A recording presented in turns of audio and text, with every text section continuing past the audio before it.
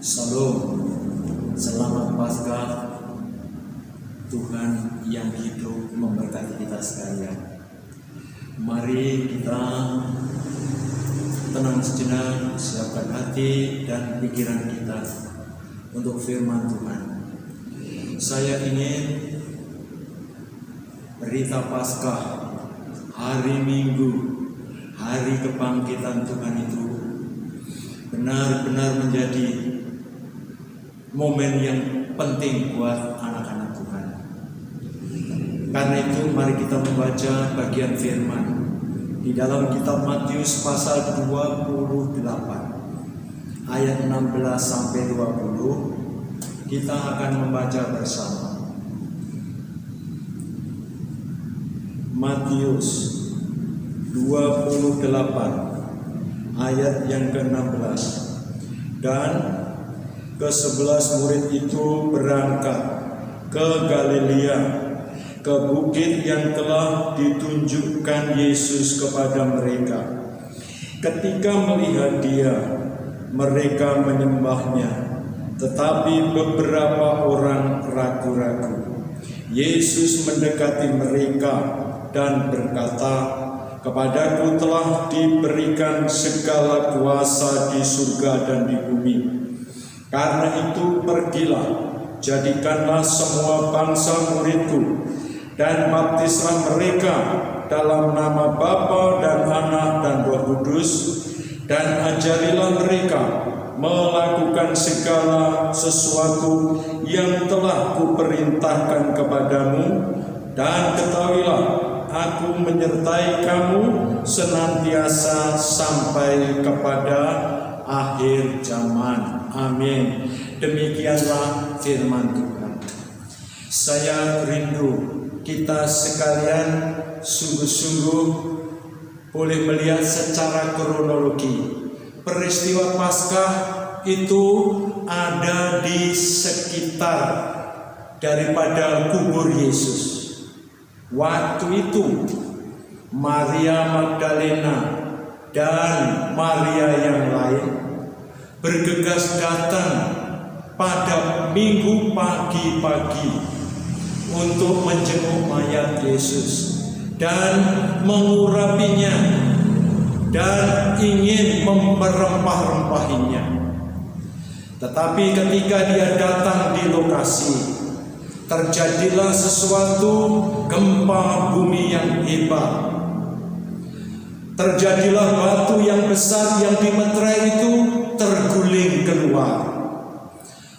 Adanya para penjaga waktu itu gemetar ketakutan.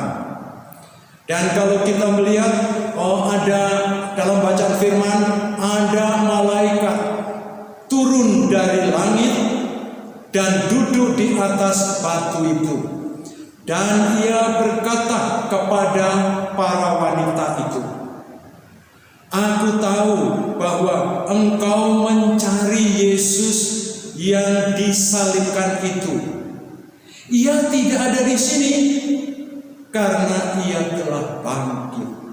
Lihatlah tempat yang dibaringkan. Dan segera beritahukan kepada murid-muridnya supaya mereka segera pergi ke Galilea. Di sana mereka akan melihat Dia." Ketika mendengar berita yang disampaikan oleh malaikat itu, maka wanita dua itu langsung bergegas pulang dengan sukacita dan menangis haru. Yesus sudah bangkit. Paskah terjadi. Ketika mereka berjalan agak lebih cepat karena segera bertemu dengan rasul yang sedang berduka. Di tengah perjalanan Yesus menampakkan diri. "Damai sejahtera di antara kamu. Janganlah kamu takut. Segera beritahukanlah kepada saudara-saudaraku supaya pergi ke Galilea. Di sana mereka akan melihat Aku." Dan itu lebih menambah satu keyakinan yang kokoh bahwa Yesus hidup bukan hanya diberitahukan oleh malaikat, tetapi mereka melihat sendiri. Itu sebabnya dia bergegas secepat yang ia lakukan. Saudaraku yang dikasihi oleh Tuhan, lalu murid-murid bagaimana itu? Lalu Paskah itu maknanya apa? Maka Alkitab tadi memberitahu kepada kita beberapa ajaran yang mesti harus kita lakukan supaya kita benar bisa memperingati Paskah dengan baik. Ajaran yang pertama yaitu tentang ketaatan. Ketaatan ketika melihat orang taat bisa. Ketika melihat polisi, dia segera pasang helm. Ketika polisi sudah lewat, helm dilepas. Seakan ketaatannya hanya karena ada orang yang ditakuti. Tetapi Bapak Ibu, Paskah bukan begitu. Sekalipun Tuhan Yesus itu tidak ada dilihat mata, tetapi ketaatan itu menjadi jiwa raga kita di hadapan Tuhan. Perhatikan ayat yang kita baca tadi. Dan ke-11 murid itu pergi ke Galilea. Kenapa mereka pergi? Karena mendengar berita yang dibawa ibu-ibu tadi. Diberitahukan bahwa Tuhan Yesus bangkit dari antara orang mati. Kata malaikat, kamu harus pergi ke Galilea. Di sana akan menjumpainya. Juga Tuhan Yesus kemudian menampakkan diri dalam membawa berita yang sama. Dari berita yang disampaikan oleh ibu-ibu inilah mereka sepakat langsung pergi ke Galilea. Tanda ketaatannya kepada Tuhan melalui sabdanya. Sekarang mereka tidak melihat Tuhan Yesus lagi secara fisik, karena Tuhan Yesus mati. Dengan sekarang memakai tubuh yang sempurna, yang tidak selalu bisa diajak atau bisa tampak sewaktu-waktu. Tapi di dalam bagian ini, itulah yang kita lihat, itu Tuhan mengajarkan ketaatan melalui kesaksian-kesaksian mereka. Biarlah kita juga taat sebagaimana rasul-rasul taat. Sekalipun kita tidak melihat Yesus itu secara fisik, tapi kita tahu bahwa Tuhan ada di tengah-tengah kita sekalian. Saudaraku, ada sesuatu yang menarik di dalam bagian ini, bahwa ibu-ibu itu juga menyampaikan pesan. Kamu ke Galilea menuju satu tempat, yaitu di atas bukit. Diceritakan atau dipikirkan oleh para ahli, inilah tempat di mana Tuhan Yesus mengajarkan, yaitu yang sangat dikenal itu pengajaran di atas bukit. Pasal yang ke-5 sampai pasal yang ke-7 dalam kitab Matius. Di sana kamu akan jumpa, dan sungguh para murid yang ke-11 itu mereka menuju satu bukit. Jadi mereka pergi ada satu tujuan, menuju satu tempat, bukan di tempat-tempat yang lain. Saudaraku, mereka taat dengan firman. Mereka maju dan maju karena dia itu sungguh-sungguh mentaati apa yang difirmankan Tuhan melalui hamba-hambanya. Kalau saya pikir wanita itu mendengar itu sungguh-sungguh diperhatikan, sehingga dia bisa menyampaikan berita yang benar, adalah sesuatu yang menarik. Kalau orang di gereja memperhatikan benar-benar, dimengerti, dipahami benar-benar, ketika pulang cerita dengan suami, cerita dengan anak, cerita dengan istri, tepat seperti yang difirmankan Tuhan. Itulah yang dimau Tuhan buat kita sekalian. Mari kita dengar firman dengan baik, sehingga berita yang kau bawa akan memberkati orang lain. Dan kalau kita lihat di dalam bagian ini, mereka taat pergi ke Galilea. Wanita-wanita itu taat menyampaikan pesan Tuhan. Bukankah sesuatu yang luar biasa di saat Paskah, kebangkitan Kristus, kemenangan Kristus, semua orang percaya belajar menaati firman Tuhan. Yang kedua, Bapak Ibu, Alkitab mengajarkan yang berikutnya, yaitu hidup sebagai orang beriman. hidup dalam iman. Artinya iman itu adalah percaya kepada sesuatu yang tidak kelihatan dan berharap kepada sesuatu yang tidak tampak.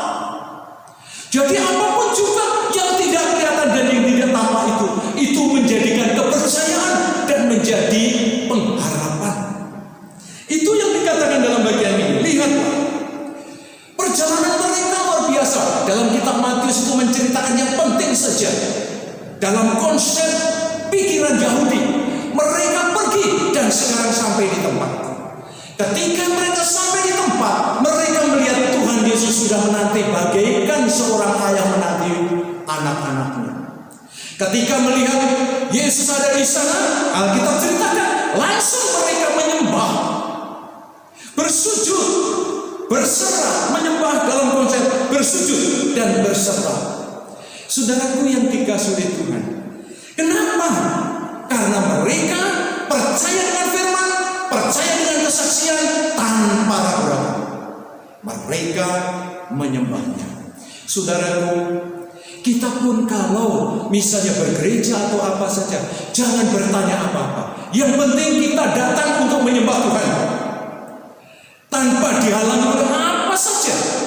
Jika ini terjadi, kita akan menikmati jamuan gereja atau jamuan firman pada saat kita berserah, sebagaimana murid-murid yang diceritakan dalam Alkitab ini. Tapi Bapak Ibu, kalau kita melihat di dalam bagian ayat suci ini, tapi mereka sebagian ragu-ragu itu tidak menyembah, tapi juga datang. Dia tidak percaya dan percaya, tapi tidak melakukan aktivitas. Saudara, kenapa mereka ini tidak percaya? Kenapa mereka ini ragu-ragu? Sebab telinga mereka ketika dalam perjalanan dari Yerusalem menuju kepada Galilea, bukit yang ditunjukkan Tuhan Yesus itu, mereka memasang telinga untuk dunia. Karena waktu itu tentara-tentara Romawi memberitakan yaitu kabar bohong, dan itu bersarang di dalam pikirannya. Karena itu mereka ragu-ragu. Benarkah itu Tuhan? Benarkah orang yang mati bangkit seperti ini? Saudaraku yang dikasihi oleh Tuhan, itu sebabnya kita diajak berpikir secara iman. Kita diajar untuk beriman, percaya segala sesuatu berada di dalam tangan Tuhan. Apapun itu Tuhan yang berkehendak. Ini penting Bapak Ibu ya. Apapun kita percaya kepada Tuhan, tidak ada yang lain. Jangan tolak-tolak sehingga perjalanan kita tenang. Alkitab ceritakan orang yang mendua hati, yang ragu-ragu, tidak akan tentram dalam hidupnya. Bapak Ibu, siapapun kita yang ragu-ragu, pasti kita tidak tenang. Baru kalau kita itu mau sungguh-sungguh komited, percaya kepada Tuhan, hati kita tenang dan sejahtera. Karena itu saudara, di dalam bagian ayat suci ini diceritakan, diajarkan supaya kita hidup secara iman. Pasti Bapak Ibu akan menikmati damai dan sejahtera. Yang ketiga, Paskah mengajarkan tentang pemurnian. Dimurnikan atau dileburkan. Jadi orang dileburkan seperti orang membuat perhiasan emas, dilebur. Kalau kita lihat Bapak Ibu dalam bagian ayat suci yang kita baca ini, yang datang kepada Tuhan itu dengan sekian jumlah. Kalau rasul-rasulnya 11, mungkin ada yang lain juga datang. Mereka yang datang bersama-sama itu, yang sebagian percaya, yang sebagian tidak percaya. Jadi dua kubu ini semuanya datang. Ada yang percaya, ada yang tidak. Seakan-akan terbagi dua kubu. Kubu beriman dan kubu yang tidak beriman. Tapi semuanya datang. Bisa saja pengikut-pengikut Tuhan juga demikian. Yang sebagian mungkin para orang tua percaya Tuhan itu hebat luar biasa, tapi yang lain berkata yang seperti mungkin yang digambarkan dalam Alkitab ini. Itu semua datang. Semua datang bersama-sama, mungkin duduk bersama-sama, tapi hatinya beda. Hati kita harus menjadi satu, Bapak Ibu. Kita harus lebur, kemudian hanya nama Tuhan yang dipermuliakan. Hanya nama Tuhan yang ditinggikan. Nah, kalau kita lihat Bapak Ibu, ada yang ragu-ragu, ada yang baik. Kemudian sikap Tuhan gimana? Kalau kita lihat di dalam ayat suci ini dikatakan apa?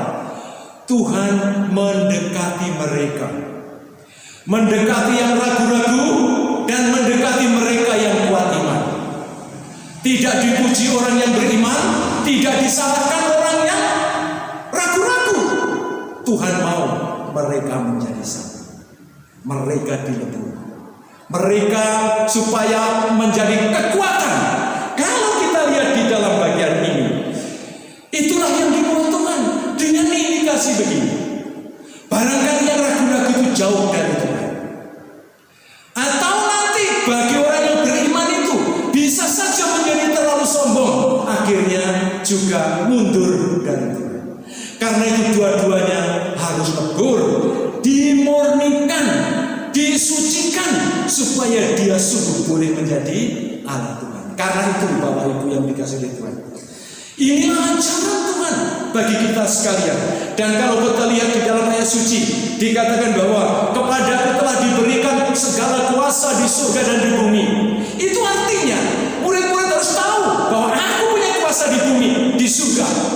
Mereka dilebur menjadi pemikiran yang seperti itu. Sehingga ayat-ayat berikutnya ada perintah yang disebutkan, yaitu Great Commission atau amanat agung disampaikan setelah mereka ini menyatu. Nah, karena itu secara prinsip Paskah mengajarkan kepada kita, yang pertama mengajarkan tentang ketaatan, yang kedua mengajarkan tentang hidup dalam iman, yang ketiga mengajarkan tentang hidup dalam pemurnian, penyatuan kembali. Manakala Bapak Ibu melakukan itu, pastilah Paskah hari ini atau tahun ini benar-benar akan memberkati Bapak Ibu, dan Bapak Ibu akan menjadi berkat. Kita akan berdoa. Tuhan, terima kasih untuk firman-Mu buat kami. Paskah kebangkitan Tuhan mengajarkan tentang ketaatan, hidup dalam iman dan pemurnian. Karena itu Tuhan sangat mengasihi mereka yang ragu-ragu, mereka yang sudah percaya. Tuhan merangkul bersama, Tuhan mendekati karena kasih-Mu kepada kami sekalian. Karena itu Tuhan, Engkau yang akan memberi kekuatan kepada seluruh jemaat Tuhan, supaya mereka teguh berdiri dan memperingati Paskah. Dan dengan demikian mereka boleh menikmati kasih karunia-Mu. Diberkati seluruh jemaat Tuhan. Hanya Engkau yang akan memberi perlindungan. Di dalam nama Tuhan Yesus kami berdoa. Amin.